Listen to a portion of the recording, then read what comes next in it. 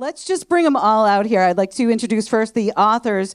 We have Nate Jackson and Daniel Kohn, who are crazy enough to write this book. And then the people who made the scene happen. Please welcome Adrian Young, Joe Escalante, Jim Guerinot. Welcome.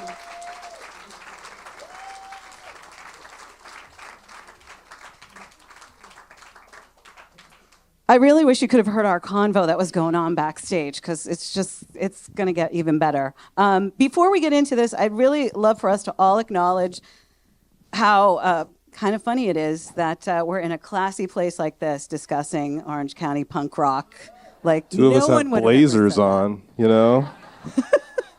And I told you guys, like, years ago this would happen. You'd be like, there's no way. You'd start a fight, Joe, wouldn't you? Well, it's like it's an institution that has like 6 different polka categories and not one punk rock category, so it is a little bit weird. Maybe we can move the needle here tonight. I don't want to take anything away from polkas because I like them. I want to start with Nate and Daniel, who were crazy enough to write this book and interview an amazing group of people. I imagine not all easy to get and do. What was the spark to make this happen? Well, this started as back in the summer of 2019. Nate and I were working together at a different media outlet after OC Weekly was about to meet its demise. So, bored one day, trying to, pull the escape hatch, we concocted a plan on what to do next, and that involved writing a book. And I don't remember how it happened, but it was like, oh, has anyone ever written a book about OC punk before? And it's like, no, I don't think so. And it's like, okay, tomorrow let's reconvene about this idea. And we looked, and there was no book, and we couldn't believe it. And from there, we just started plotting out time during the workday where we could carve out moments to work on a proposal, which when one person was editing, the other person was writing, and then vice versa when the other person was in charge of the shift at the time. And by the time, November, December came around, we had something we thought that might interest us, if not interest the wider world. It was basically like the punk journalism version of the Shawshank Redemption, where we were just slowly tunneling our way out bit by bit until, we got the hell out of where we were working.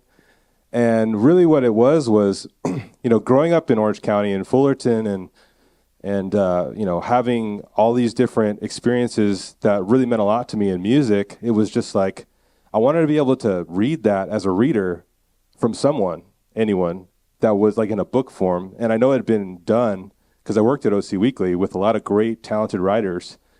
And I know that there was some great writing from the LA Times as well, from like the very beginning of the punk scene. And it just dawned on me that it's like, the longer we wait, the less likely this is going to happen. So why not us? And so that's kind of what drove me and Dan to both say, hey, why couldn't it be us? And so that's why we just kind of started.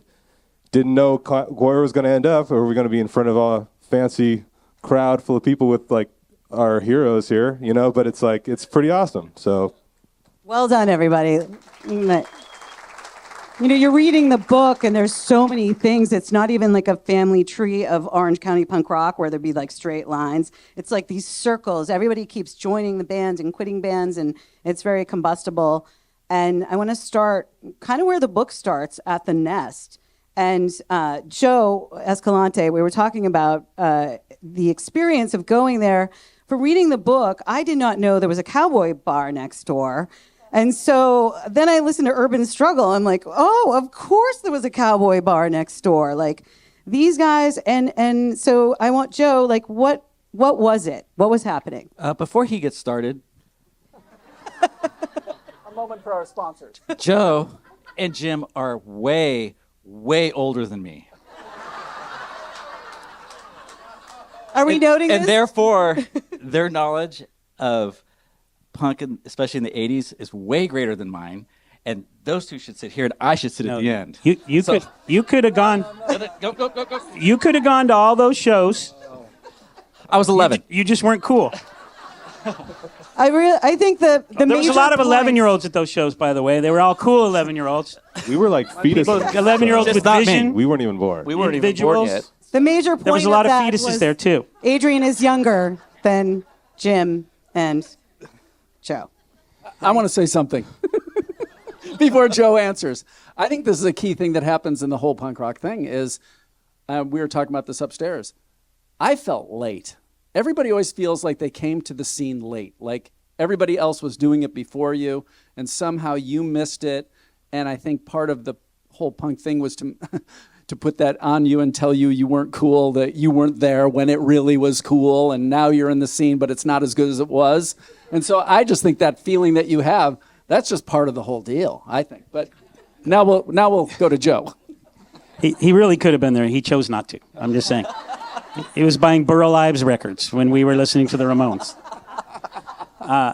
Well, the show started out at, for me, the Ramones opening for Black Sabbath at the Long Beach Arena. And you can get a ride there because I wasn't 16. Then there was a show with The Clash playing at the Santa Monica Civic. And we found out about it because of Zed Records, which was a very important record store in Long Beach that we would go to.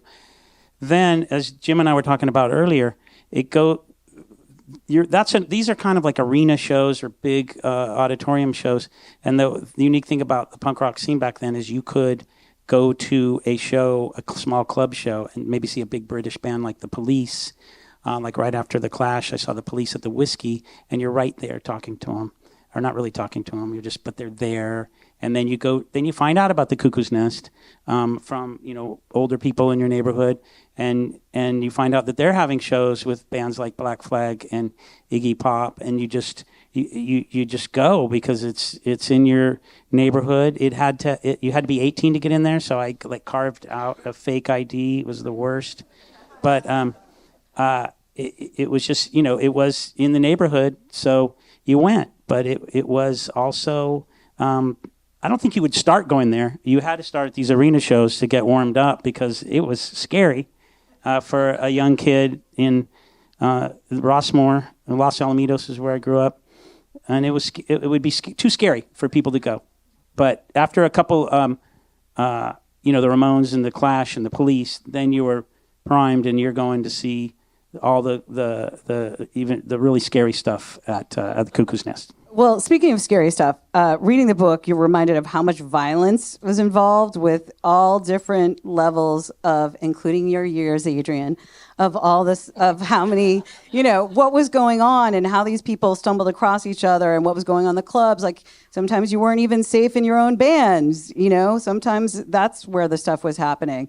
I mean, Joe, there's a thing about your drums got stolen from the Vandals before you were in it? No, I was in I just had a drum set, and I was joining the Orange County punk scene, I believe, in my opinion, started from Steve Olson, a pro skater, when he beat Tony Alva in the Skater of the Year award, and then he was into punk rock. Tony Alva was into, hippie metal or whatever it is. And so everybody adopted the style of Steve Olson, all the surfers and all the skaters, and everybody just turned punk rock overnight.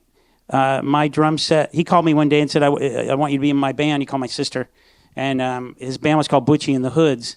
So I took my drum set over there to be in his band Butchie and the Hoods.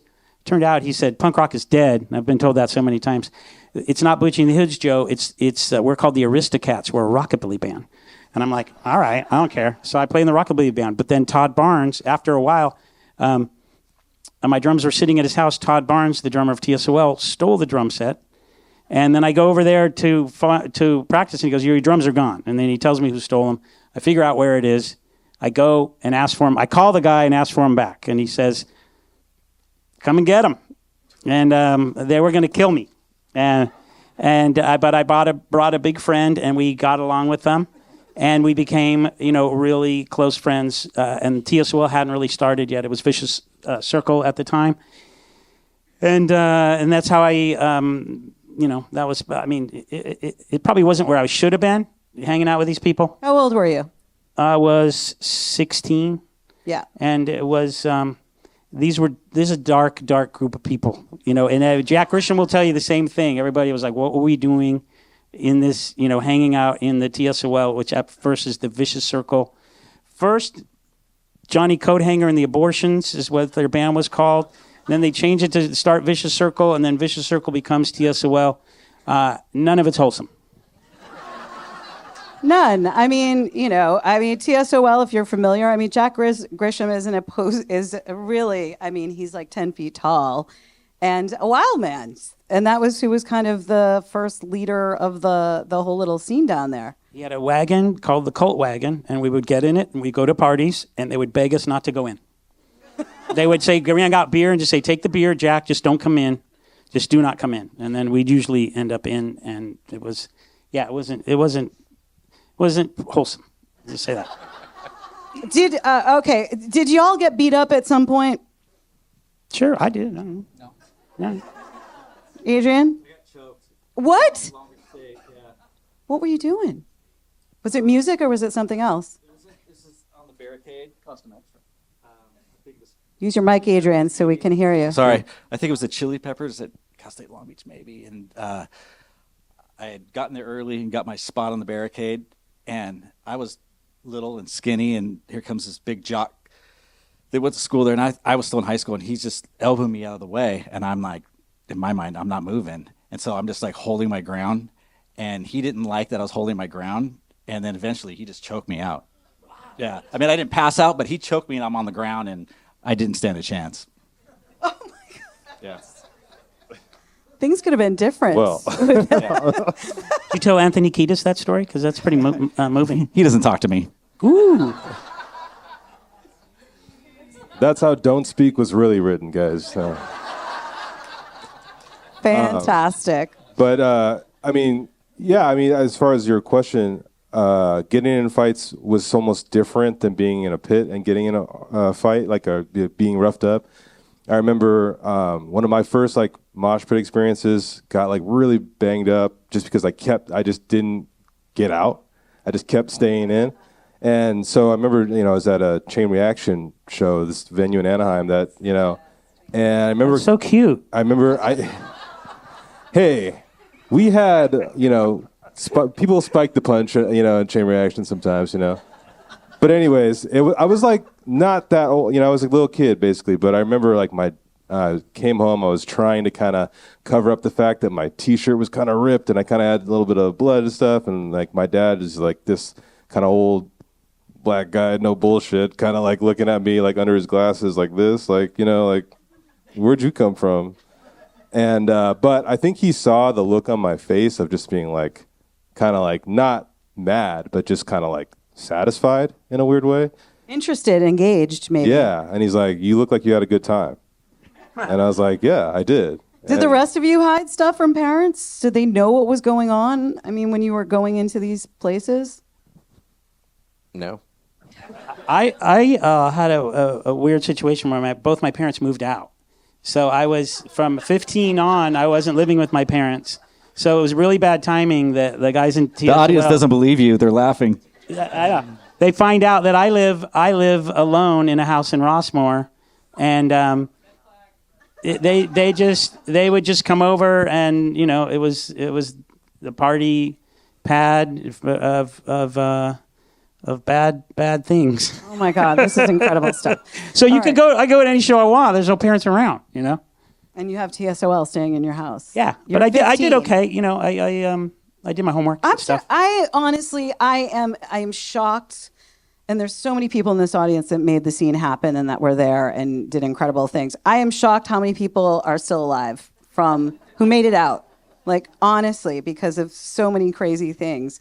I want to talk to you, Jim Guerinot, who we were having a little chuckle backstage of how you actually met Dennis Donnell, who would then be in Social Distortion. You met each other in court. Yeah, we did. We both grew up in Fullerton. He went to Troy High School. I went to Sunny Hills. There are 3 high schools in Fullerton. The third one is Fullerton High School.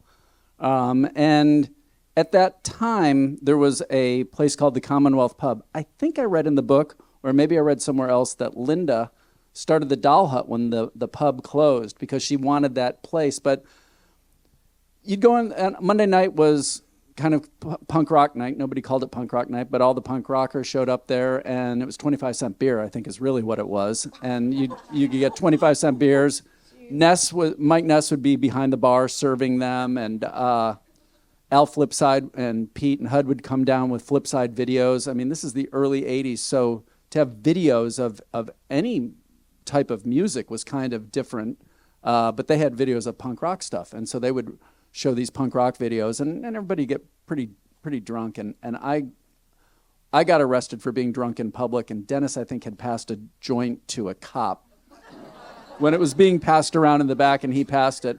That's what he told me. I hope I'm not getting it wrong, but I didn't know those guys at that point. I'd seen the band, but I didn't know them.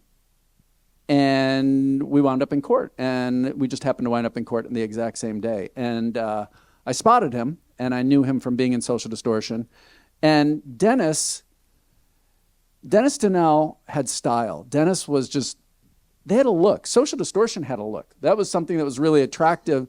You know, I mean, like the Clash had a look. You know, the Jam had a look, and Social Distortion had a look. They didn't just have teeth. They didn't look like Black Flag. You know what I mean? They had a look about them. Mike did his hair and like the weirdo style with, you know, scared straight up, and they look kind of. He had eye makeup. It was super cool. Yeah, they looked different, and Dennis had a real style, and so he's in court, and he's got a full suit on, and he's got saddle shoes, which will be fixed, I understand, in the second edition because it said sandals, and I'm like, dude, he did not have sandals. No.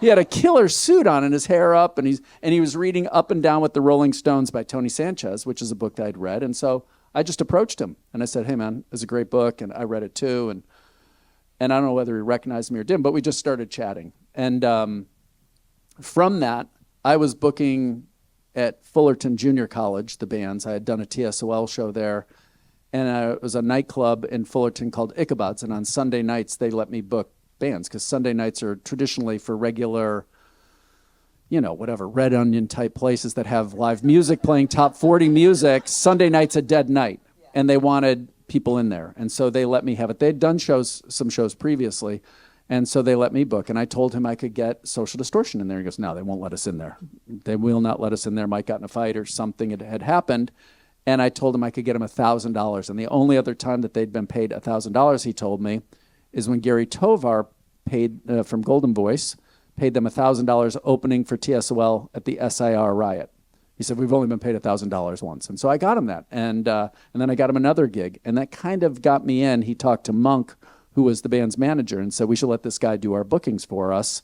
And you manage, and I'll do the record company. And that's how I kind of got in the Social Distortion world back then. That is serendipity, just that meeting in the court. Congratulations on getting arrested. Your life changed. Thank you. Thank you. We're all very proud of it. Is Gary Tovar here? Whoa. Gary Tovar, you legend. Yeah, thank you for overpaying us all. Thank you for these years. Selling pot and financing punk rock for so many years. I mean, seriously. Is that true?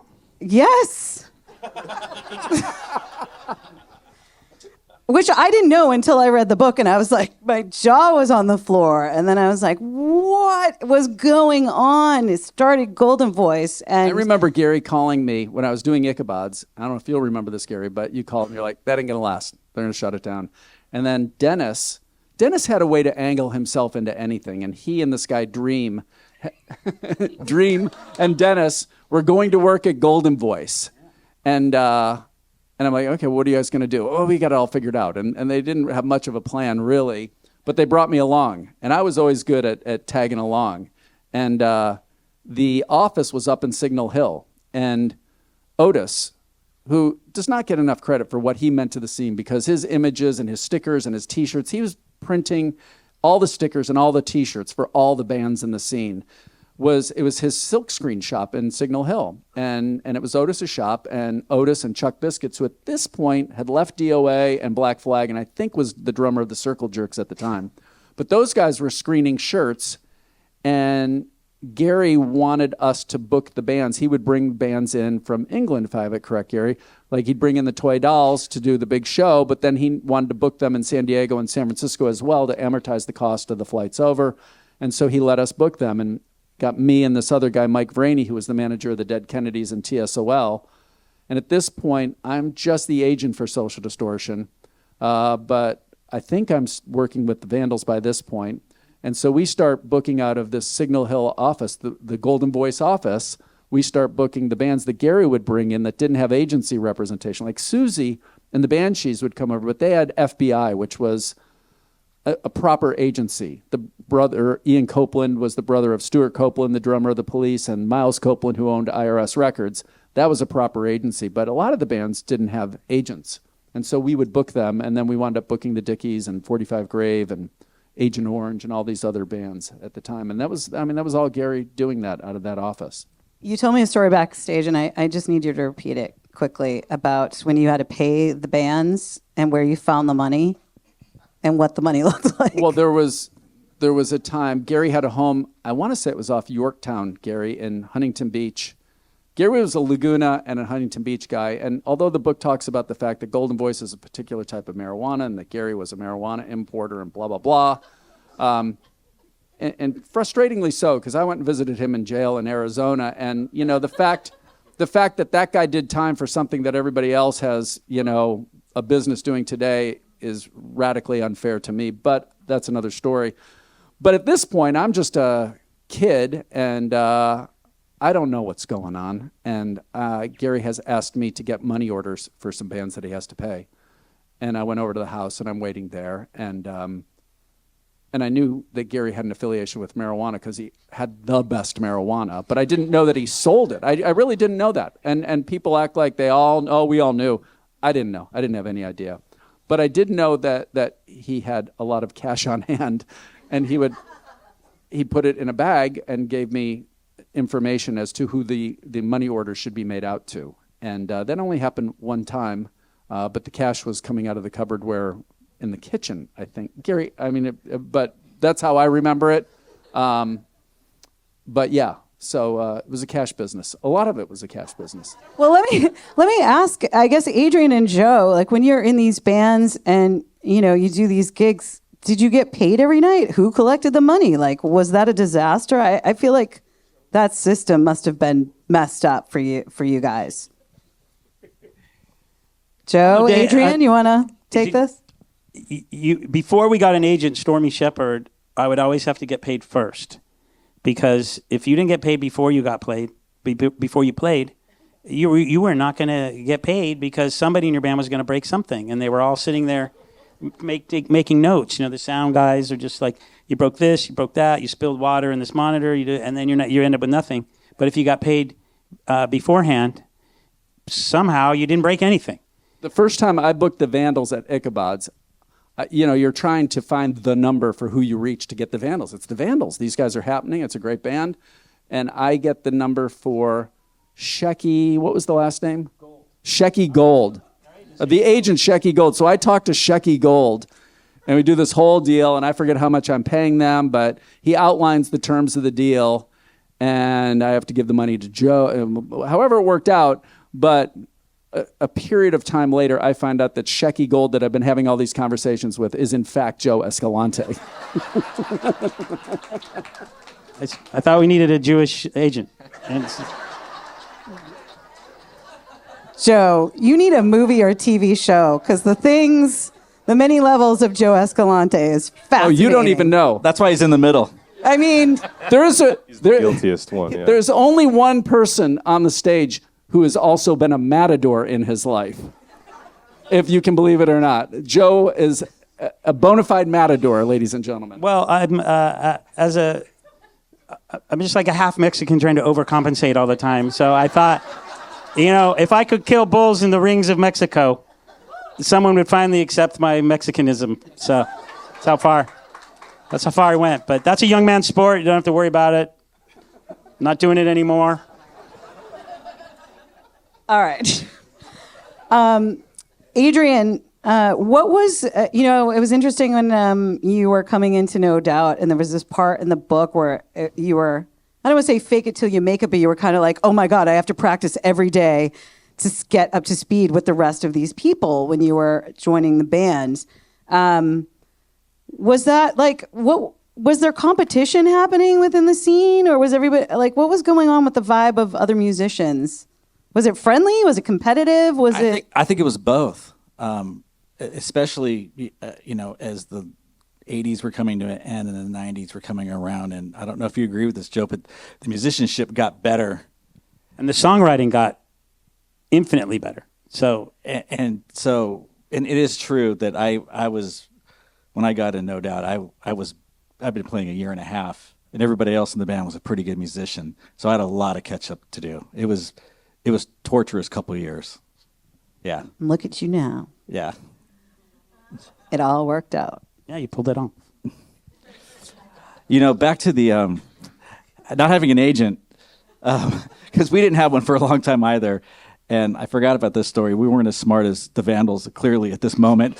We get booked to go to Arizona for our first out-of-state trip. Yeah, we rented a couple vans. We were going to make $300. We budgeted it out, and we're going to pull this off. We'll come home with nothing, and that's okay, but we'll have the experience. And we play. They give us $100, and they say the rest is in the mail. And yeah, boy, were we green. I had one where they said, will you play this show for $100? No, for $400. And when I got there, they said, no, for $100. You said $100. I know you said $400. No, I said for $100. Then we got an agent not long after that. See, this is why artists need the business people. No idea. I think the reason that the rhythm section left Social Distortion on New Year's Eve is because the owner of the Cathay de Grand paid Social Distortion in advance, and he gave Mike heroin, and that was it. That was your pay. It's valuable. Jim, how, you're all dealing with stuff on one level or another when you're in these bands at the time. And, Jim, you were managing Social Distortion, and there was the Sublime thing happening with Bradley Noel. There was drugs happening with people, and there was some really intense things going on. Like, were you aware of how deep the drugs were? Oh, yeah. Listen, you talk about this up in retrospect, and God bless Mike is 40 years sober this year, you know what I mean? And he's safe, and he's got a family, and he's good, and God bless. That's a wonderful thing. So you can look back and kind of almost chuck, but it didn't feel right. It didn't feel safe. It felt very concerning. There were times, there was one night, it's written about in the book, where Mike OD'd, and it was like the paramedics literally came in and just like in Pulp Fiction, zapped him with an adrenaline shot to the heart, and he popped up, and then they took him off to jail. And I remember one time where La Di Da, which was the column in the OC Weekly, had reported that he was dead. And I remember Gary calling, because we were playing the Olympic, and he's like, what happened? I'm like, he's not dead. He's just in jail in San Diego. We'll get him out. And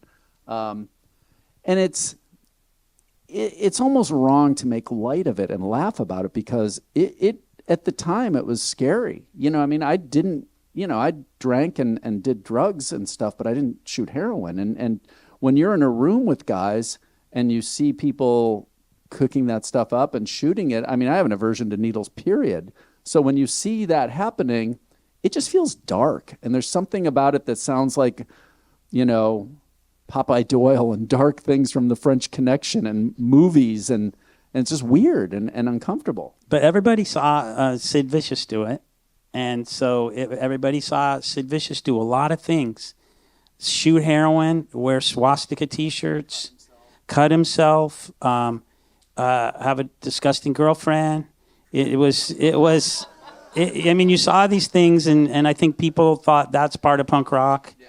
And it was the wrong. This is what there's a documentary about Glenn Matlock coming out soon, and I said that in this documentary that we were worshiping the wrong guy. It was Sid Vicious was kind of a clown, and Glenn Matlock was the guy who was the bass player before him, and he was a studied musician, and he was a stand-up guy. But we were sold. We were punk rock, thinking we're above. Believing what the media is telling us, but we fell hook, line, and sinker for that Sid Vicious character, and it was kind of a media construct. Hey, look at this guy. He looks crazy, and then we all said, no, well, let's be crazy. Let's be like him. But he wasn't really worth anything. But so it was dangerous. That's what made it dangerous. I think that's the attraction for a lot of people, right? The chaos, Yeah, we and the wanted danger. we wanted to make people mad, and we wanted to shock people, and that was kind of enough. Later on, the scene changed to, well, maybe you should write good songs, and play your instrument well. But at first, it was just shock people. Just shock people. We started a band on Tuesday. You could play a party on Saturday. I love it. So let's talk about that because, I was on the East Coast at the time, and my punk rock experience was the Sex Pistols, like being awakened to that, the Ramones. The Rat? Was it at the Rat Scout? Yeah, you know what? You did a Social Distortion dinner there, and I was there. Dinner? I was an Dinner intern. theater. There was the point of dinner theater where punk rock really evolved into dinner theater. It was a dinner at a place called The Rat that had a basement with a wall. Like, if you didn't know and you walked in, you'd be looking at it, it's all dark, and then you'd start seeing all these red eyes, and it was just someone sculpted all these rats on the wall. It was so disgusting, that place, and I loved it. But there was a Social D event there, and you did it there, and dinner was probably from, like, Pizza Pad next door. It was really just a dive bar. I think I still saved the menu from that, actually, from that event. You made menus with the dancing I wish I skeleton. could remember all the stuff that happened, but I really don't. I know, it's a lot. But, the thing is, so I'm having the East Coast scene. Boston had a punk rock scene, which is weirdly, it was like hardcore mixed with punk. It was a little blurry there. But the thing about Southern California punk and Orange County punk that was really different and really interesting was the surf culture and the skateboard culture and the surf rock that somehow came into things. And I guess, were you part of the surfing and the skateboarding? Was that it? Or are you just straight up into music? Were you part of all of that? Do you think it influenced your headspace? So I take it back to Steve Olson. He influenced all the surfers and all the skateboarders to turn punk. And we did. And the music of all the guys in TSOL, except for Todd, were surfers. And the guys in the Vandals, most all of them, except for our early bass player, Steve Fowder, surfers, skateboarders, The first time I met Tony Hawk was Social Distortion was playing up in Seattle at the Gotcha Grind. And it was a classic pre-warp. I don't even know what year warp starts, but this is 87 or 88, and they're playing while the guys are skating, a half pipe, and that was just what you did. Yeah, we did a lot of shows at in the pools, in skate pools. Marina Skate Park would have shows, and look at Agent Orange, blended their music into a surf sound, and that's a band from Orange County, Adrian, were you into the surfing and the skateboarding? Was that your thing? I did neither. Back to something Joe said earlier. He's a great golfer, though. Making fun of me when I was 11. Do you do those golf pranks I see with the fake snakes? I don't know. I saw that too. I just caught on to them. Yeah. Josh Freese Fake posted snakes. one, and I was like, what is this? And then I realized it was a thing. I don't know what's happening. Golfers are dorks. I'll leave it at that. Yeah. Let's start off. Just go down the line. Maybe like, what was your first punk rock memory? Like a band you saw, a video you saw, a record you heard, something that was like the awakening. What was the moment? Well, definitely back to what we were just talking about with the skateboarding thing. Like, it was definitely for me skating to a soundtrack when like a buddy would have inevitably put a stereo next to like whatever gutter we were skating in or whatever, and it was always going to be something from either the Vandals or Pennywise or something like that felt like what we were doing at the time. It was a soundtrack to, the urethane wheels like scraping along the concrete, grinding, like falling, like fucking up your knee. Like, you're not doing that to, Britney Spears or whatever. So you have to have a soundtrack. Why not? I mean, you could. She's probably more hardcore than everyone in this room. Yeah, you know what? At this point, the knife dance is way more hardcore. But honestly, it had to be a soundtrack that like made you want to like get some aggression out and made you feel that way. And so that turned into, hey, how do they play this music? And then it's like picking up an instrument, trying to learn some of the Vandals bass lines or whatever, and then just like, oh, okay, like let me go see them at a show. Let me go see them at, Glass House or whatever. And so that's kind of how it was, like just having something centered around a community of friends that you all hung together and you all did something together that felt like you were building towards actually getting up close to the music. I mean, that's the great thing about punk rock. As violent as things were, there was also this great dysfunctional family of community within all of it. I mean, look how many friends we've all made over the years because of it.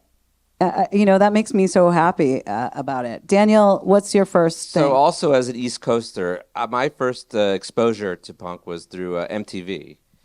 I remember seeing a Social Distortion Story of My Life video. It was the first time I'd seen anyone with more than one tattoo on the screen. So it was very eye-opening and intriguing, and the songs were good. And then I would say otherwise, summer of '94, when I got back from summer camp, all of my friends went from listening to alternative music to Offspring. It was like, oh, so this is what we're into now. And it was Offspring was the soundtrack to everything we did. And then after that, it kind of segued well into Sublime after that, and then everything else kind of opened up. But it was it was just so it was very much this is what we're doing now. And then the songs happened to be great, the videos were cool, and away it went. Joe, were you his camp counselor? I know you were one. No, but my story involves summer camp as well. I was a ranch hand at a summer camp that I had been going to. You're what? Well, do you hear this stuff? It was there was a camp that my mom was bribing me to go to this. She called it Rich Kid Camp because my sister's boyfriend, his family really rich. They all went to this camp called Mount Meadow Ranch up in Susanville, and she goes, if you will give up this dream of being an NBA player and going to this Gail Goodrich basketball camp every year, I will send you to Rich Kid Camp. And I'm like, Rich Kid Camp? Oh, yeah, that sounds good. Make some contacts at age 11. This is why you lived alone at 15. Yeah. So I go to this camp, and then I go in there a couple years, and then at one point, someone tells a story. Most of them went to Beverly Hills High School or the Buckley School. And this one guy says, at Beverly High, on Wednesdays, we have Punk Rock Day. This is like 1978, probably. And I go, what is that? And he goes, well, Punk Rock Day. There's a band plays at lunch, and we throw food at them. And they're called the Snot Puppies. I go, what happens when you throw food at them? Oh, they like it. They love it. And I go, so they love it, Snot Puppies, punk rock. I go, I thought punk rock was... there was some carving in the bathroom at Oak Middle School in Los Alamitos that said, punk sucks, Kiss sucks. And so I'm like, okay, Kiss does suck. Punk must suck. So I never thought about it. And then he told me what punk really was all about, having people like it when you throw food at them. And I went to the payphone and called my brother, and I go, what do you know about punk rock? And he said, when you get home, go to Steve Olson's house. That skater lived in our neighborhood. He's all about it. And then so I went home, and and he just told me everything about it, and then I was in. And then later at that summer camp, a couple years later, I did the same thing to Fat Mike from NoFX. He came to Rich Kid Camp, and I told him what punk rock was, and now we have Fat Mike, and he's very generous. He credits with me that today. So yeah, Fat Mike. Without me, you don't have Fat Mike. I'm just telling you that. I love that you were recruiting a whole bunch of punk rockers at camp. It's so good. Jim, what do you have? What's your? I mean, my first memory of it was I took a bus from L.A. to New York City for $49 in 1978, and then Freddie Laker had $99 flights to London, and so I went to London in 1978, and these freaky people were wandering around. I didn't know anything about punk rock. I hadn't heard anything about punk rock. Now, I'd listened to Bowie, and I'd seen the Rocky Horror Picture Show, and so there was that's a precursor. It like really Bowie, was, Frank Zappa, and I had a girlfriend that lived in Los Angeles, so that was I was starting to meet different people that were going to clubs and listening to Lou Reed and, all this Bowie meets Lou Reed meets, Rocky Horror Picture Show. And then I wind up in London. I see these freaky people. And so that kind of kind of introduced it. And then my friend that I met through this girl that lived up in LA introduced me to the Ramones. And that was like the introduction, like, oh, okay, that's that. And I didn't get it at all at first. I mean, I really didn't. I didn't all of a sudden just go, oh, isn't this wonderful? I'm like, what the fuck is that? Like, I didn't get it. And it took a while. I found that with all the punk rock music for me, though. I would play vinyl, okay, because that's what you had. And I would put the Jam on, Ahmad Khan's Side 1. And I would listen to it, and I wouldn't get it immediately. I couldn't break down the song structure, the melodies easily until I had multiple listens. And I would just leave it on one side. I wouldn't even flip the record over. Or Generation X. I tended to lean towards the Buzzcocks, that more melodic punk stuff, which is how I wound up loving Social Distortion. But I would listen to that, and then all of a sudden, it would just emerge. It was like all of a sudden it came out. And so I found the music initially very challenging because like I'm older. I'm older than Joe by 3 or 4. How old are you now? 62, my friend. Okay, I'll be 66 next month, so I'm older. He looks great, right? Look at his- Y'all look amazing. I would have, I'm listening on my 18th birthday in 1977. Adrian's the youngest, in case you forgot. But on my 18th birthday, I'm going to see Crosby, Stills, and Nash at the Forum, you know what I mean, in 1977. So it's a jarring switchover to all of a sudden be, I got Bowie and I got this, but it was a jarring switchover. And then, when it hit, it was like, okay, this really, I really took to that sound of what that was. You were in London in 78. I mean, that was the epicenter. Did you go to the sex shop? Did you? Nope. You missed it. You were late. I missed it entirely. I was late. I fucked up again. Adrian, what was your first revelation, your thing? My parents were very influential on my music choices as a kid. And, for example, my dad took me to Fender's Ballroom for my first Fender's Ballroom show to see, I think it was Fishbone and Bad Manners, and then maybe we went again if we saw 7 Seconds. That's just bad parenting. Let's be honest. Yeah. So while he's alone at 15,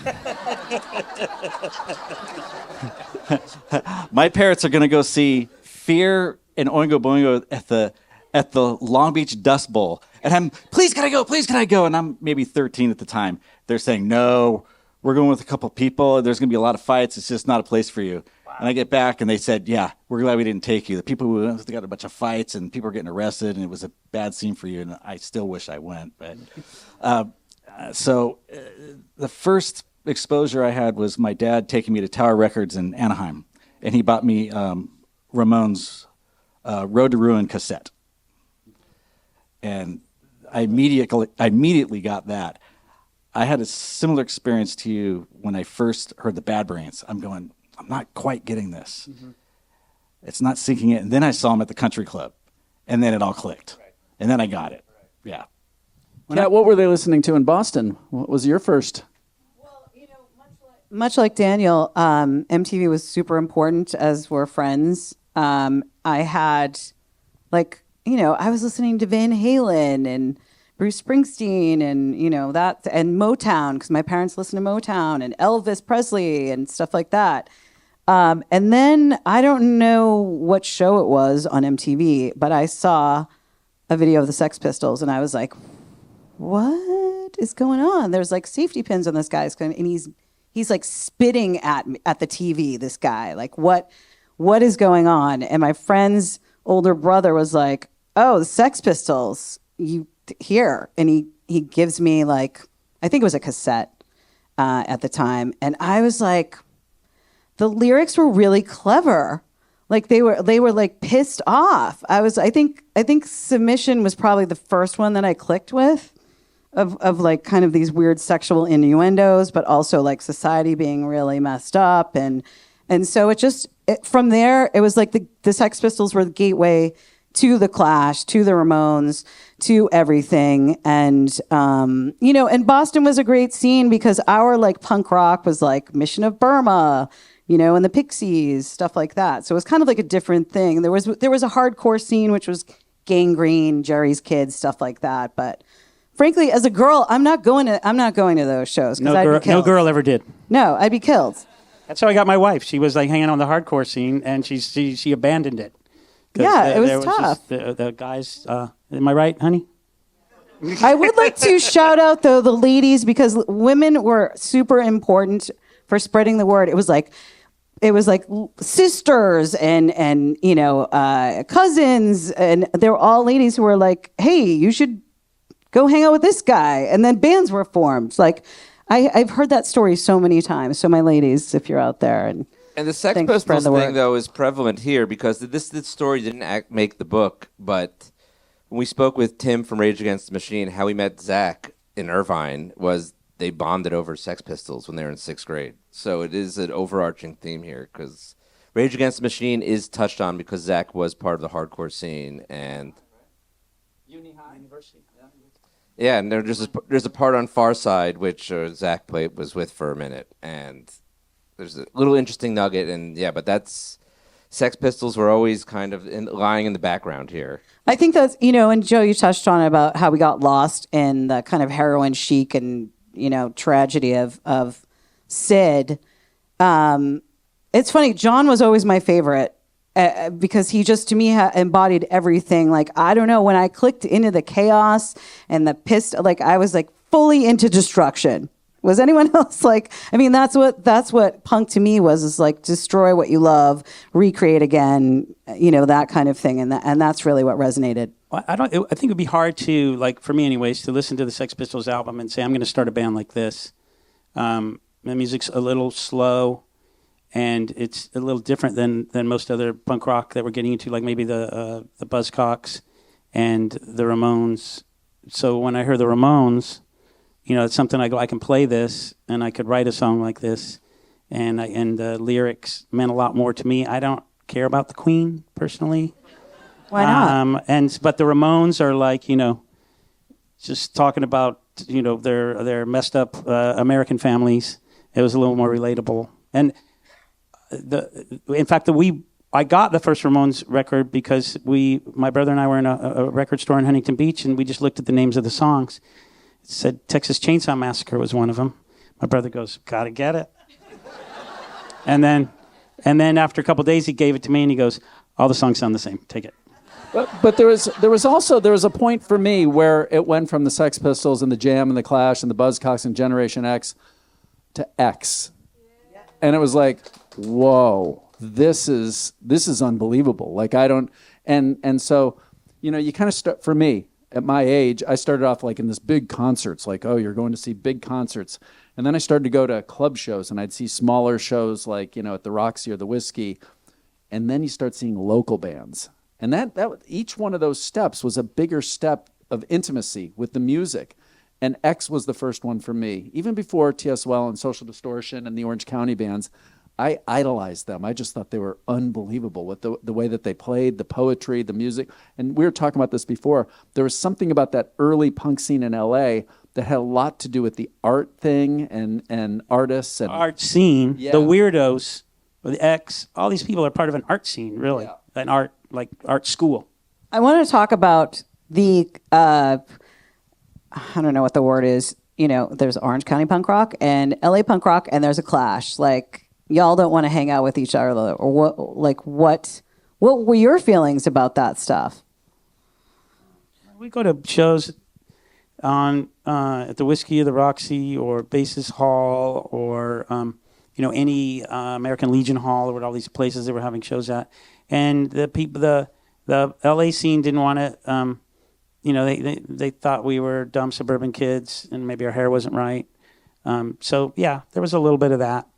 But eventually, those people cycled out of the scene because they were part of the original art scene. I think they're pioneers and we owe them a debt. But they just kind of went to the next, and they would have got into anything because they're part of the art scene. Watch the Pee Wee Herman documentary. I mean, like all of a sudden, Gary Panther is doing, the artwork for all Pee Wee's shows and the Groundlings Theater and all these different things. Those guys, they moved on into a bigger thing. Yeah, I would see him at art shows later because my brother was a big art curator and a gallery owner, and I would see the old people from the old scene, and they would just tell me how bad the punk scene is now, and they just wash their hands of it, and they would have got. My point is, they would have got into anything. But with the Orange County scene, why did that happen? And Jim and I have like slightly different, but kind of similar theories. I believe we were bored and we liked the shock value, and we kind of stuck with it. And those LA people just went on to something else. So that's a different kind of a scene. The Orange County scene, it's very strange why it took hold. And you guys say good luck trying to explain it. And I think boredom is a big factor. It wasn't just boredom. It was also, if you live in Orange County, you want to drive up to Hollywood. That's what you wanted to do. You wanted to go there. They had something that we didn't. And all the clubs in Orange County would shut down, and it felt like LA was the big brother, and you wanted to find your way to get in and hang out with those people because they were the older, cooler kids, and they had something that you didn't, And they acted like it, even into the late 80s when we would go play at the Roxy or Whiskey constantly. Oh, you guys were from behind the orange curtain. It was so stupid. But even though they had the put down, you wanted it. And I think that kind of fueled the Orange County scene, is that desire. You know what I mean? Like, we want to be a part of that, Yeah, and everyone in this book is very ambitious and very determined to not be told no. That was kind of a constant theme throughout this, was just grit, determination, and fighting. And there's years we called just informally the lost years, which was basically 85 through 89. And Offspring had their biggest fame in San Francisco or Berkeley at Gilman Street. There was nowhere to play in Orange County. So they'd go up there every few weeks and just play there. Yeah, they were like, when punk rock had nothing to offer anybody, the Offspring dedicated their lives to it. They just got in a van and went and did it. I have to say, I always felt uncomfortable hearing that kind of years where TSOL goes metal and punk rock stops, because that whole time I'm managing Social Distortion, and we're playing and we're doing shows and we're putting out records. Prison Bound comes out in 88, and there's no scene. There's no. They were the only ones. You ones guys are playing doing it. big shows and hanging out with Bruce Springsteen or something. Well, the scene was dead. Adrian, it was dead. We're playing at bars for $1,000. That was ugly. Adrian, I would like to know, because you are kind of like that next wave, and you have this like ska thing thrown in there. So like, what's it like for No Doubt? When you're not, you guys weren't in that first wave. Like, what's the response? Is the scene there? Is it you have to build it again? We weren't a punk band, and so we would be sharing a lot of bills with punk bands. But because we were more rooted in ska in our early days, we, in some cases, doubly didn't fit in at times, but it didn't push us away. We knew we belonged, and so we just kept playing shows, even if we. Sometimes would have difficult encounters, or people saying you guys are weak, or you guys suck, or you guys are fags, or whatever things that were said to us. We knew we belonged on these bills, and so we just surged forward. Yeah, I think there was a point too at that early '90s point when those guys, for me, all of a sudden I saw like this Gilman, Op Ivy, ska thing, and I'm like, what is this third wave of ska? It's not the Specials, it's not the Selector. It's like, there's something else bubbling.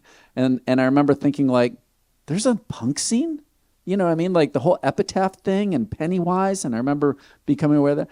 And for me, and this is my observation, I wasn't a musician like you were, I saw an intersection between the punk and the ska thing that surprised me. Like, the Op Ivy, Rancid, the Offspring had a ska song on their record. I'm like, when did the punk and ska thing merge? Fishbone, yeah. And they pioneered it in the mid '80s. It didn't catch on until much later with more bands. It was so confusing on the East Coast. We're like, what the hell are they doing out there? Like, what? And then there was that moment because, then there's swingers and there's a Gap commercial with like swing music. I mean, there were so many things happening and it was crazy for a time. The thing that, the way things rolled into each other. I want to move back to songwriting because, like Mike Ness really took it seriously at one point and really dug in to, craft these songs. And, Daniel, you said it as well, like people were ambitious, which seems to go against being in a band, a punk rock band, of being ambitious. That's a contradiction in and of itself. And to learn how to write songs, I mean, No Doubt has such great songs in the early days.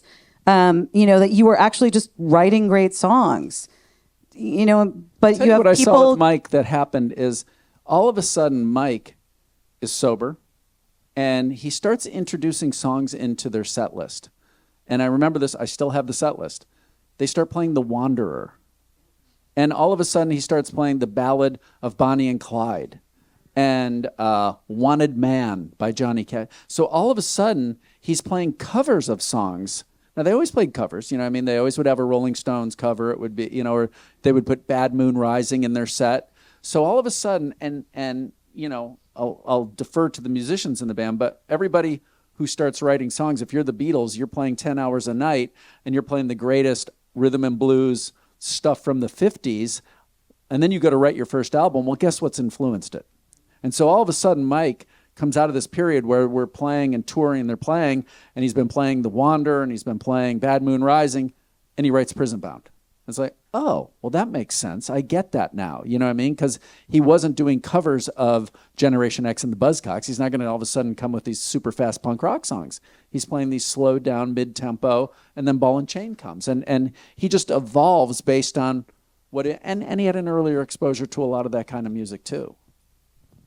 I think the evolution part, is super key here in terms of the popularity overall, like why Orange County punk was different was because of different elements that people allowed to creep into their songwriting. It wasn't just, you start off trying to copy, but then you wind up also all the different influences you have just seep in, and then it becomes its own thing. And so all the bands that we talk about kind of had some version of that. So it was really kind of cool as a fan and somebody who wrote about the music from perspective of now it's like decades later.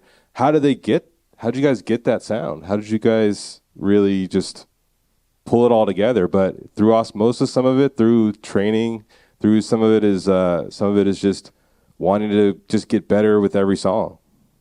I think TSOL started writing some really good songs after their first EP. The first EP, Complete Genius, and they were writing better songs than the other bands around them.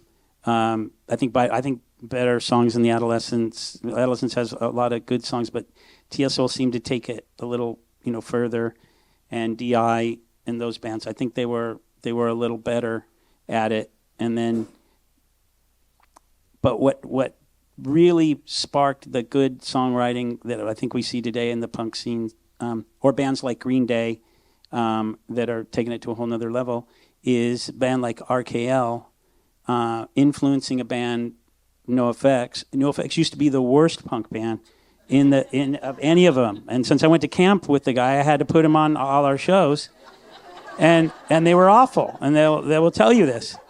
But then they got influenced by RKL, and they all sat down and said, we should write good songs instead of these clowny, songs. And then then Lagwagon starts writing really good songs, and to me that becomes the Epitaph Fat good songwriting thing, where Epitaph could sell any record because everybody would know. They never heard of the band. The songs are going to be good because everybody was writing good songs, and people had no tolerance for poor songs, poor production, and it just got better. And that's that becomes into like the Warped Tour world. So it doesn't really have, but then Green Day and comes out of that world, and Offspring comes out of that world, and you can't do it without good songs. You just can't. Well, that's a good segue into Warped Tour and Kevin Lyman working with. There's so many people. Paul Tillett. I just think of Coachella. Paul was on the guest list. I don't think Paul's here. He's in Korea. Okay. Working with Gary Tovar, everybody's kind of like learning as you go.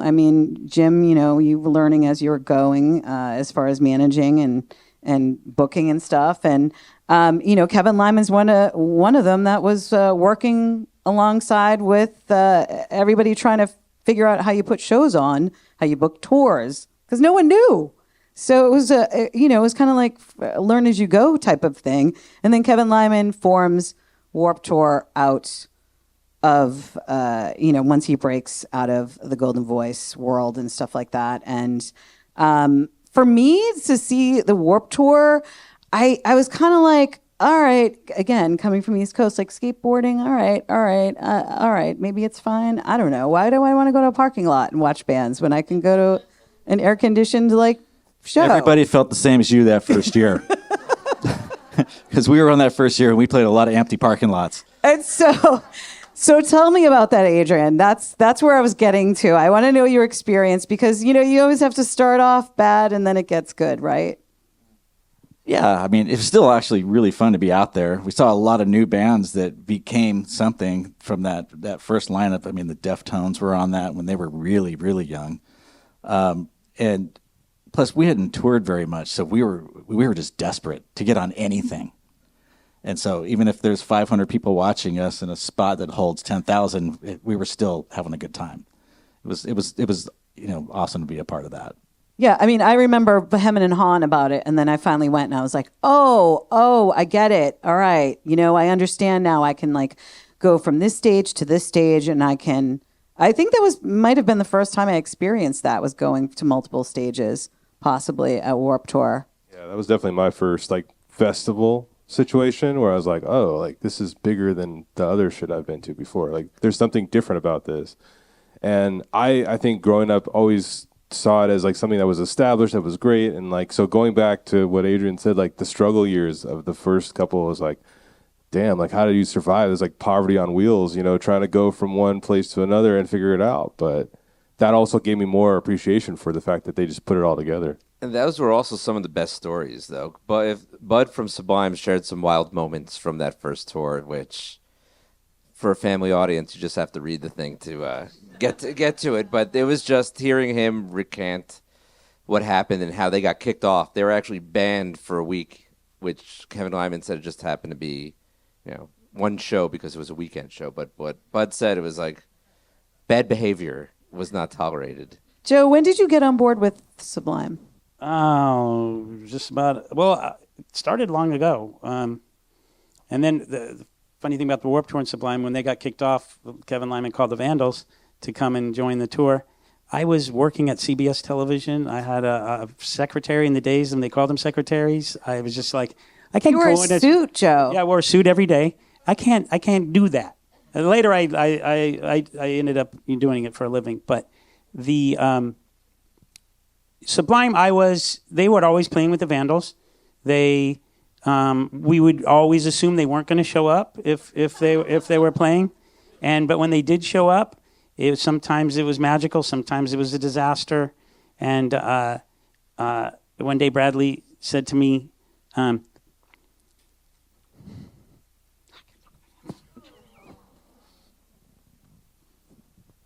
It's strange because, we know these stories, they're so public and they're so personal to you. So. Okay, now take a breath. Because now my whole life is Sublime. So back then he told me once, hey, Joe, I just wrote an album and it has all hits. It's 100% hits. It's nothing but hits. And we're just going, this guy, what's he talking about? And he had written a record with all hits. But when he died, I helped the estate cleaned up the publishing because I had gone to law school, and these guys were like, isn't that guy in the Vandals a lawyer or something? And I wasn't. I was a TV guy. But so I fixed it all up. And then I kind of, forgot about it. And a couple shows at Long Beach Dub All-Stars.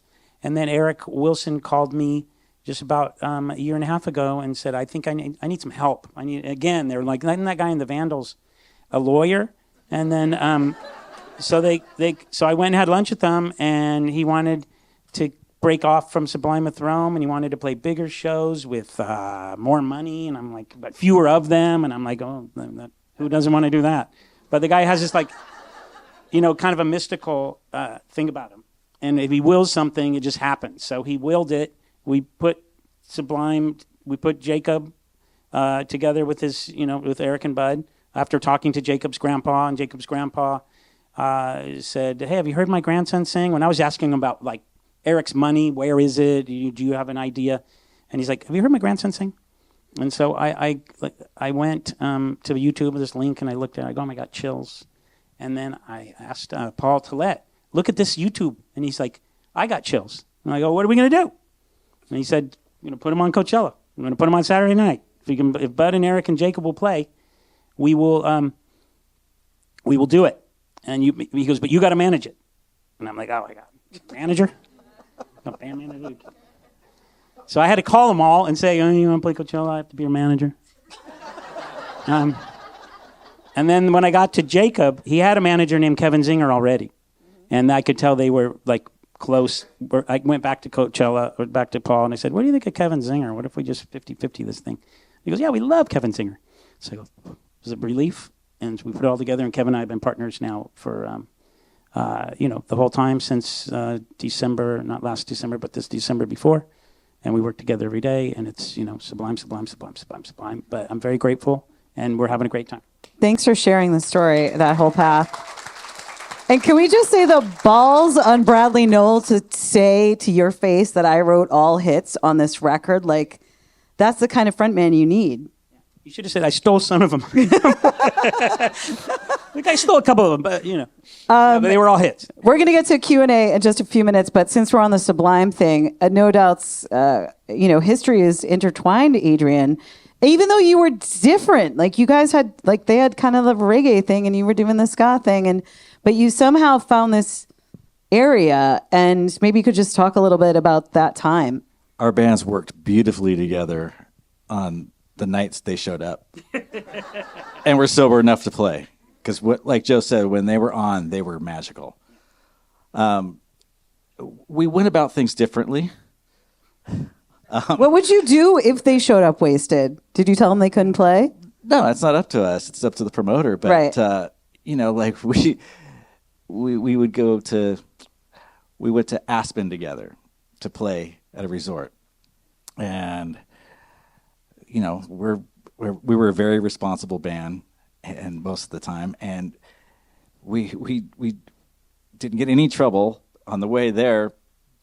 They crashed the van in a ditch. There's dog shit everywhere, There's dog shit everywhere. Yeah, and then they show. They don't. I don't think they make sound check. So we think, oh man, they're not going to make this. But they eventually get there. They tell us the story, and we're going, okay, this is their journey. It's different than ours. But on the nights where they did show up, and we were also there was great shows, and there were probably 10 to 12 of them.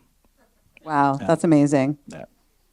We're going to get to Q&A. I know we have some questions from y'all in just a second. Is there any last thoughts that you want to throw out there, authors? Would you like to let us know about anything in the future or anything special? I would like to just shout out the audiobook because I found that very pleasant, because there's so many facts that it's sometimes reading it, you're like, what? I need a diagram?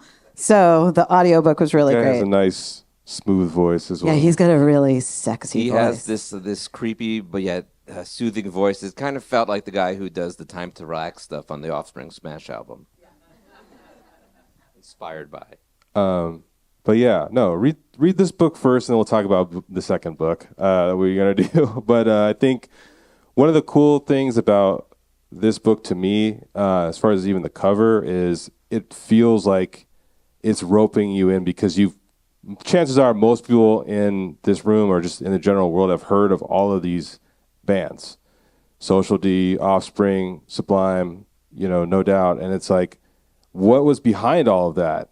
As you turn the pages, you see, as you've experienced, like, what was all of the scene that kind of like came, that influenced these bands, that they credit a lot of them openly their success to. And I think that's super important, because again, there just hasn't been a book like this on Orange County that really kind of focuses on the genius that was, behind the orange curtain. So that's why it was so important to do. And you just never know, like, how long you have people and stuff. And so you just want to make sure that you're like giving them the ability to kind of like feel that respect while they can. And I think that was a super major motivation for me to write it with Dan. And thankfully, everyone on the stage was beyond generous with their time. And we couldn't have done it without your, without your willingness to regale us with these stories. When you told me Jim had blessed this project, that's when I just said, okay, I'm all in. So you can thank just him. need one. And we couldn't have done it without Jim. One.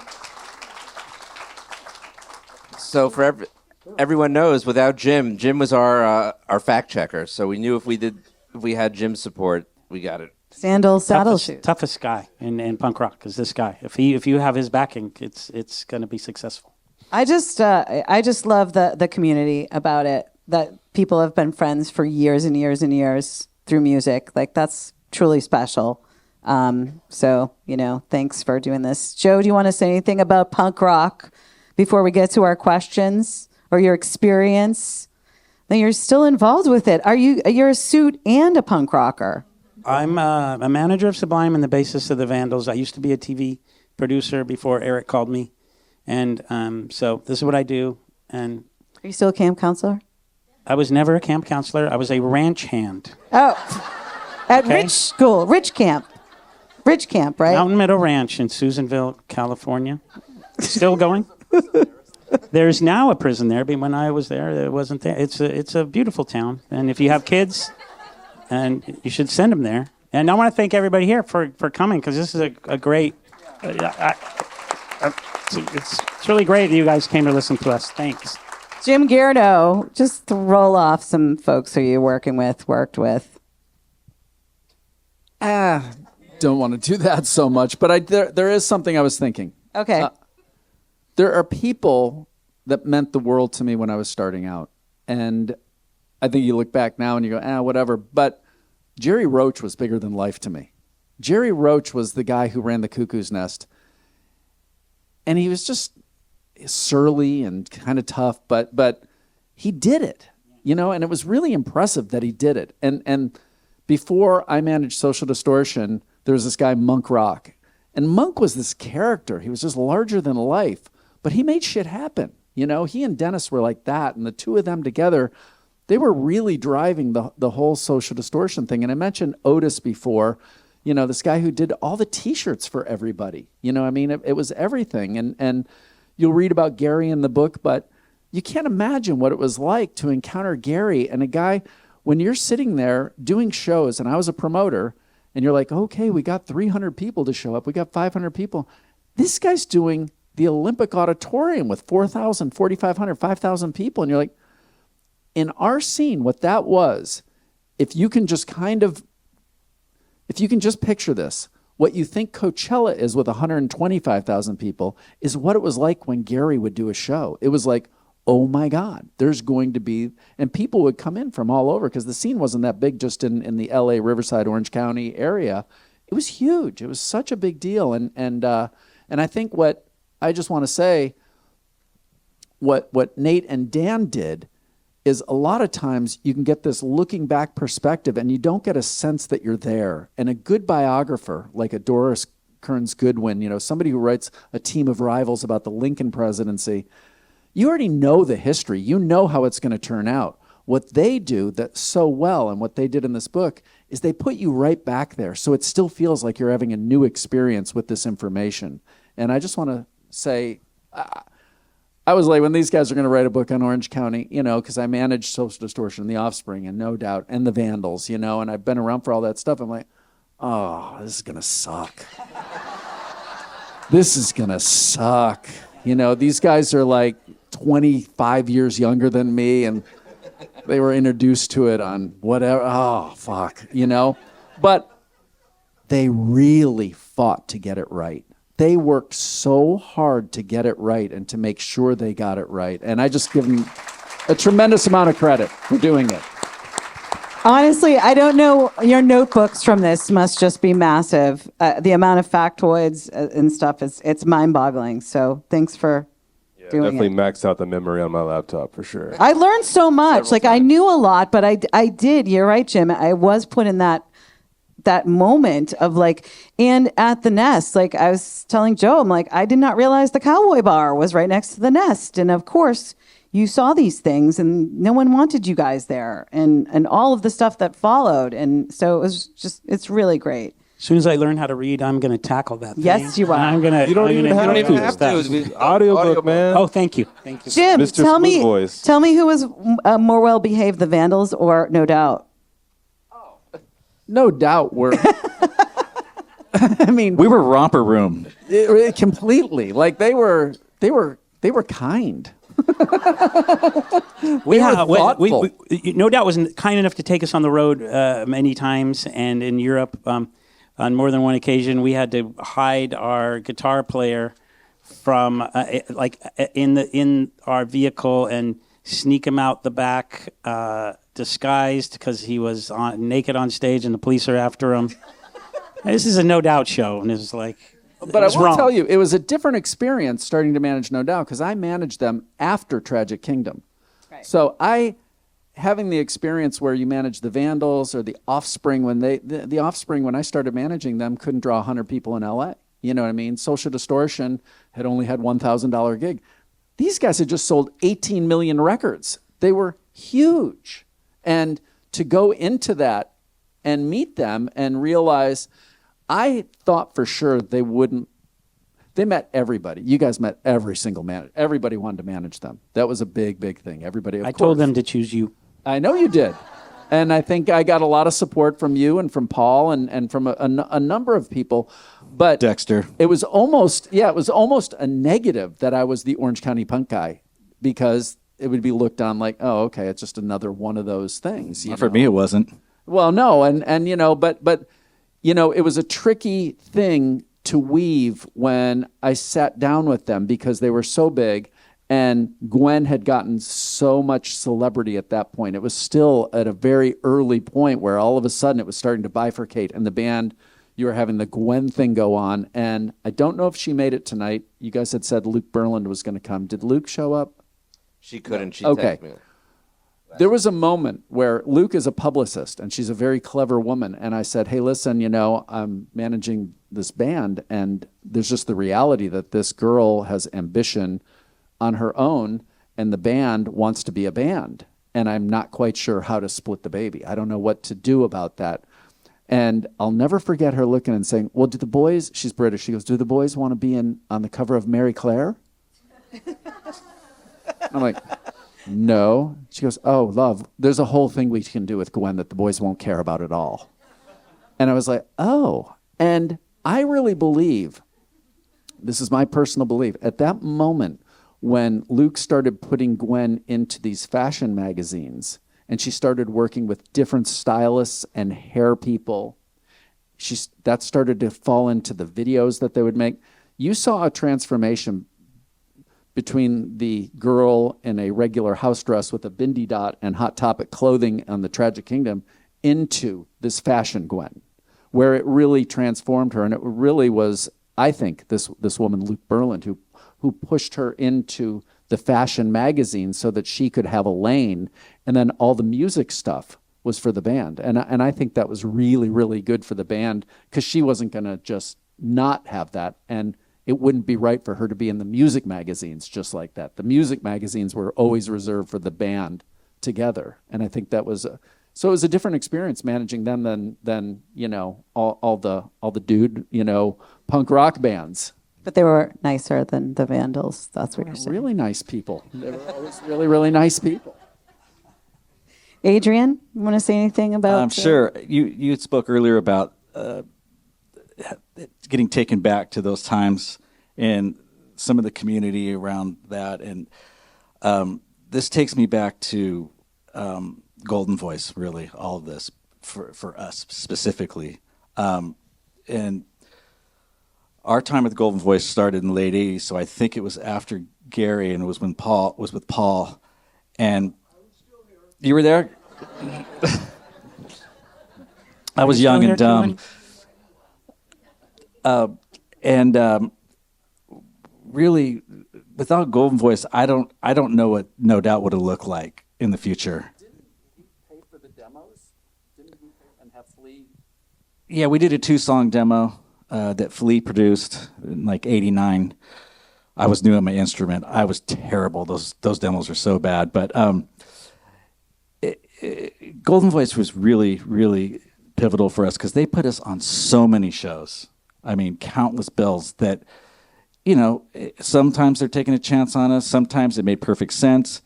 And, to come back all these years later after not playing and finally do Coachella last year, just really, it was special. It was really, really cool to come full circle like that, and do it with Sublime as well. It's a great night. It's a great night. Should we get to a little Q&A? I don't know. Are we going to turn lights up a little bit, or is it? I have some questions that y'all wrote, so I should probably put my glasses on. I'm not sure I have names on these, so if I'm asking your question, maybe you want to stand up and wave. Oops. I picked the one that's hard to read first. Hold on a second.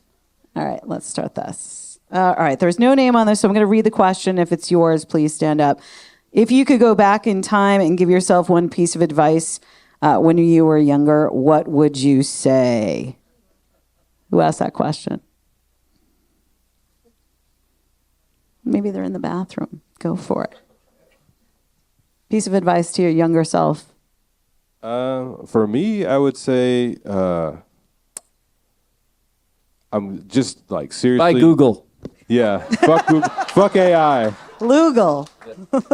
No, I think just continue on. Like even though people don't understand what you're doing, I think everyone on this stage, everyone in this crowd had those moments where people are like, oh, I don't get you. I don't understand.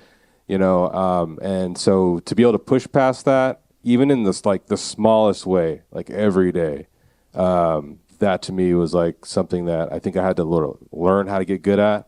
And punk rock helped me do that. Just like the soundtrack of like just saying like fuck you to people who didn't understand.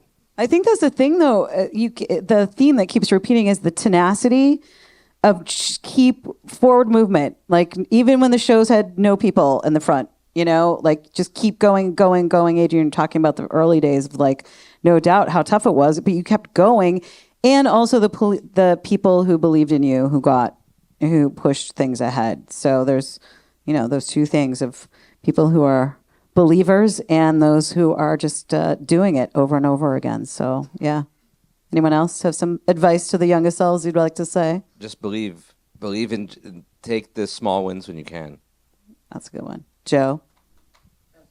Yeah. I'd say like, you don't really have to be in a band, It's all kind of other stuff you could do, Is that what you say to your kids?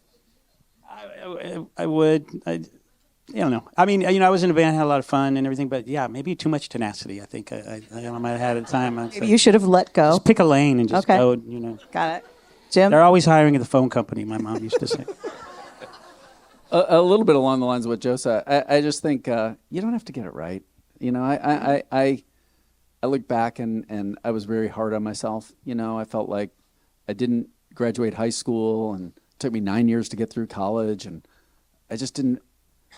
Everything became so serious and such a challenge, and it was like, it's okay. It's no big deal. You know what I mean? And you look back and you're like, that was all good practice. That's okay. Don't worry about it. Adrian? Yeah, ditto. I mean, we were very hard on ourselves, and failure or making mistakes at the time we felt stupid, but really it's practice. It's life practice. I was so impressed. There's a moment, I guess you guys filmed yourselves and then would go like basically like a football game and like after watch them and be like, we did this wrong or you did this right or that kind of thing, and review the show. Adrian, is that the length you went to? I mean, that's I can't hear you that well because I played drums. Oh, all right. Where's our translator person? Let me see who this is. All right, who's your current favorite artist? I'm not sure who asked this question, but want to name any people you love right now? Like a new artist? Yeah. Or like a recent artist. The exciting not from one the that I scene. saw at Coachella this year for me Yeah. was a group called The Sacred Souls. I just love them. They have this old soul vibe. I think they're just amazing. Are you still hunting for bands to manage? Is that your headspace? Oh, no. Okay, I was just asking. Oh, I'm not even looking for know. bands to manage. No. Anyone have a new one that you like? You want to Well, mention? I'm biased, but my favorite new bands are my kids' bands because they're in punk bands, and I'm their producer. Pretty good. What's the name of the band? My daughter's band, and she's 13. Nice. They're called Social Hour. Excellent. And my son's band, his name is Mason, and they're called Idiot Check. Which for those of you that don't know anything about touring or travel, when you're going in 7 different hotels in a week, you tend to leave shit around and forget things. And so a good tour manager or just someone with head on their shoulders says, did you do your idiot check yet in your hotel room so you don't leave shit? Yeah, that's a good thing.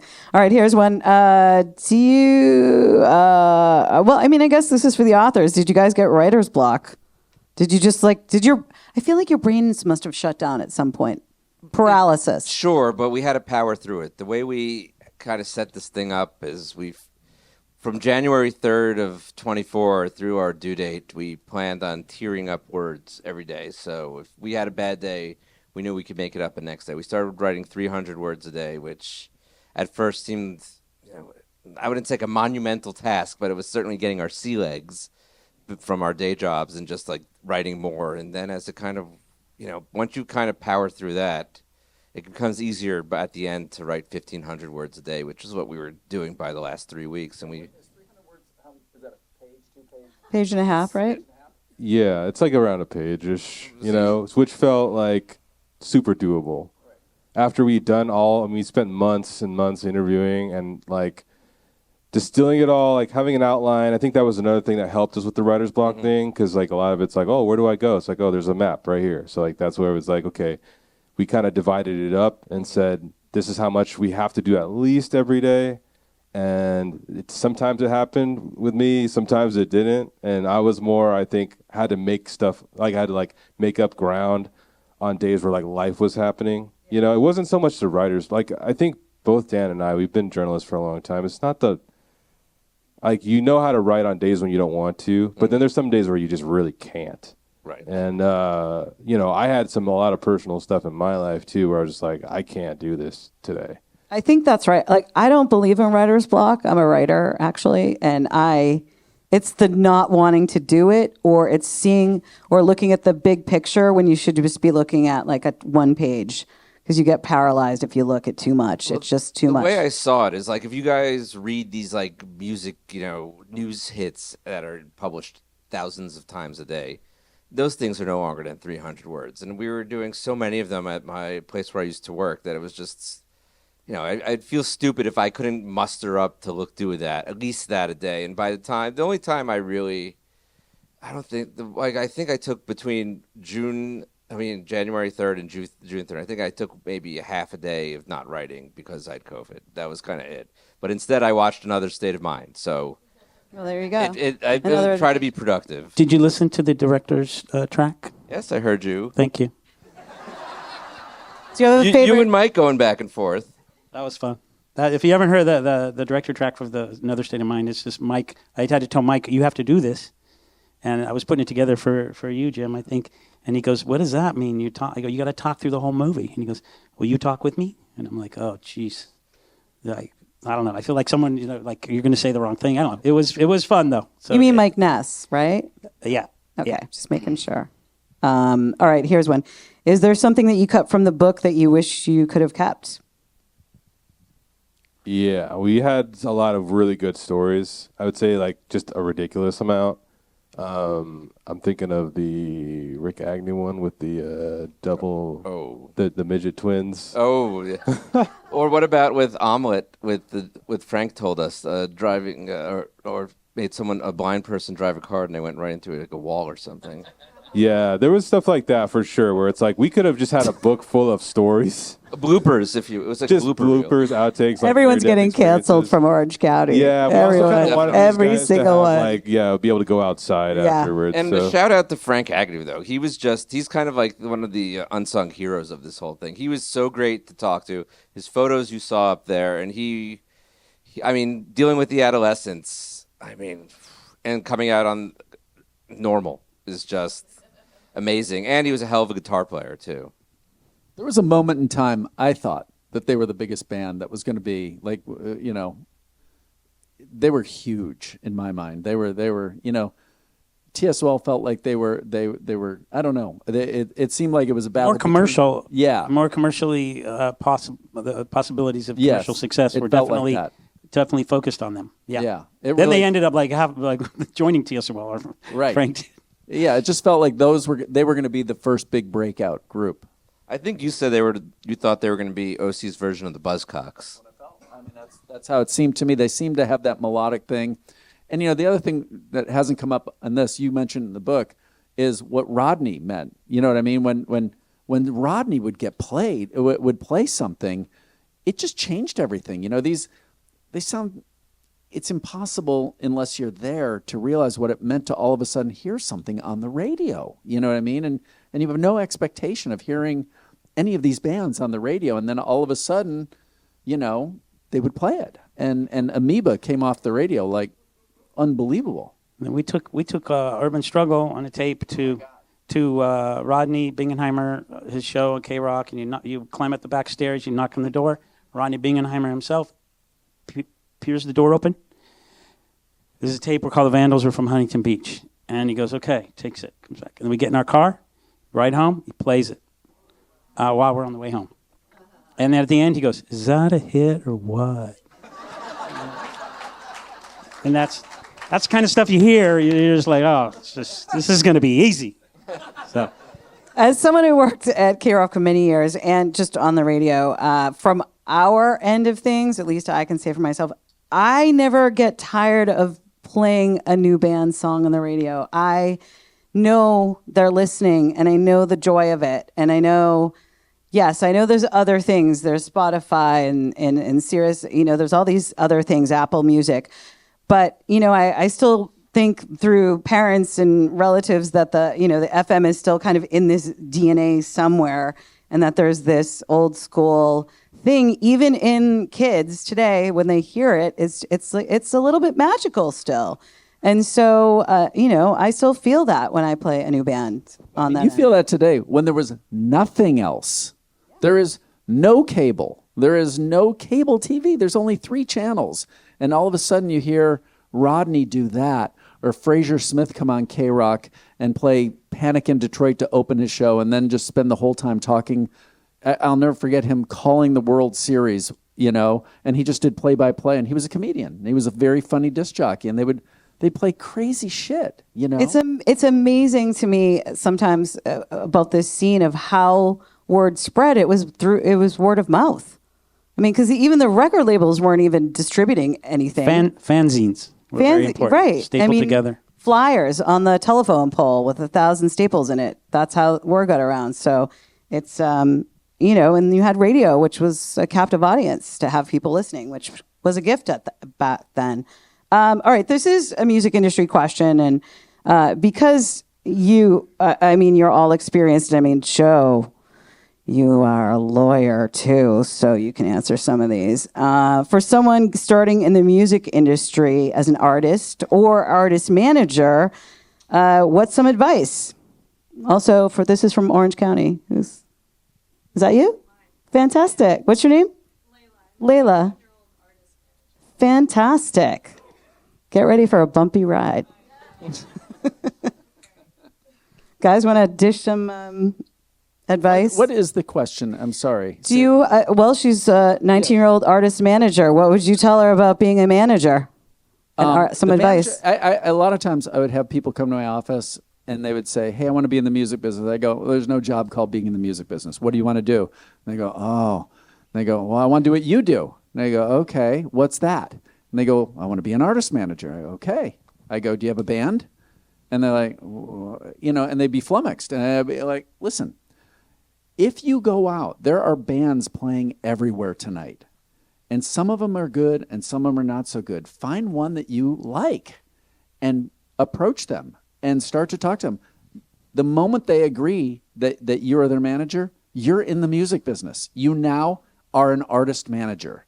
And if you have your phone and you have an email address, you are now in business. You might not have anybody to talk to. You might not have anybody who wants to hear from you, but you are, in fact, a music business professional at that point. And once you can start with that, the only information that I will give you is your only job is to help that artist get a bigger audience, however you can do it, by getting them on tours, by getting them in clubs, by getting them press, by getting whatever you can do to the degree that you can help them increase their audience size, you have created a way for you to get paid. You could be the new Shecky. What was the last name? Shecky Gold. Shecky Gold? Shecky Gold, yeah. From Consolidated Artists. Pretend like you have an assistant. Shecky Gold's your assistant. something like that.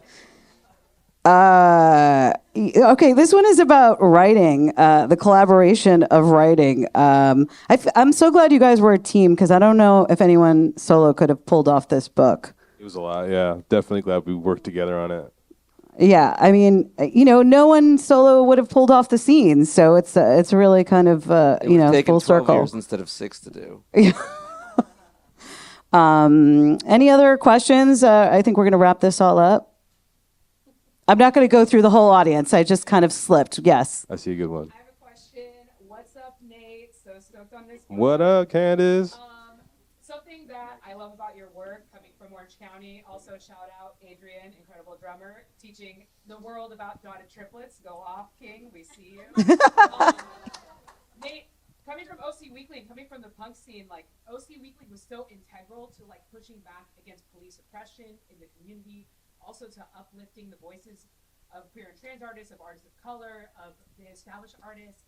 Like, I'm just wondering if you could talk a little bit about like how you carry OC Weekly legacy with you and what you do, because it was so important to the punk scene and it was so important to Orange County and even to the wider Southern California area. If you could just talk a little bit about like how punk was a part of what you did at OC Weekly and how that's with you today. Damn. That's a great question, spoken from someone who I know knows almost kind of understands the answer that I'm going to bring. But for the wider audience, like there is no tearing down the orange curtain without OC Weekly. That was, to me, not only the style of writing, not being scared to piss off the establishment, which was our backyard. People constantly, hating us, like giving us death threats, all this stuff, because we wanted to just write about our scene the way that we felt it was. And having that voice and having that determination and everything. And I always say it's like, you can't really love a place unless you hate it the way that we do. And I think that's, I think really it's, to us, it was about just speaking truth about different communities that didn't get a voice. And other broader publications, and punk was a big part of that. And so, but even within talking about punk, it's like there's so many areas that don't get covered. We talk about the big bands, we talk about the big things that happened, we talk about all of this sort of how OC was sort of thought of in the wider culture. But my whole thing was just like it's so much more diverse than that. It's so much bigger than that. And so that was really like what OC Weekly taught me was like to not shy away from that and like lean in. So to me, the writers I got to work with and the editors that edited my work, those are the people that I really hold up to as heroes, just as much as like the rock stars and everybody else, because without them, like I'm not doing this. Well done. Well, thank you all for coming tonight. Thanks to this panel. I mean, these are the people who made it happen through blood, sweat, and beer, basically. So thank you, everyone, for coming. Thank you, Kat. to You were the awesome. Grammy. No, you are. Thank you, Kat.